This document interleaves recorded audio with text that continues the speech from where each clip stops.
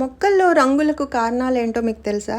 ఈ మధ్య మేము ఒక గెట్ టుగెదర్ వెళ్ళినప్పుడు మా ఫ్రెండ్ ఒక ఆవిడ చిన్ననాటి జ్ఞాపకం ఒకటి గుర్తు చేశారు. అదేంటంటే ఇక్కడ కనపడుతున్న ఆల్టర్నాంథెరా బార్డర్ ప్లాంట్ ఆకుల్ని కోసి గట్టిగా నలిపి ఆ రసంతో మనం పారాని పెట్టుకుంటాం కదా, మెహందీ లాగా ఇన్స్టెంట్ అలాగా పెట్టారు.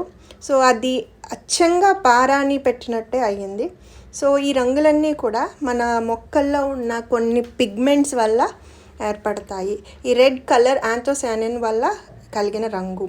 అలాగే క్లోరోఫిల్ వల్ల గ్రీన్ పిగ్మెంట్, కెరటినాయిడ్స్ వల్ల yellow, orange and red pigment, anthocyanins వల్ల red, purple and blue pigment, betalains వల్ల యెల్లో అండ్ వైలెట్ పిగ్మెంట్స్ కనపడతాయి. అందుకే మన మొక్కల్లోని వివిధ భాగాలు వివిధ రంగుల్లో మనకి ఏర్పడతాయి అన్నమాట. మీకు కూడా ఇలాంటి చిన్ననాటి జ్ఞాపకాలు ఏమైనా ఉంటే తప్పకుండా కామెంట్స్లో చెప్పండి.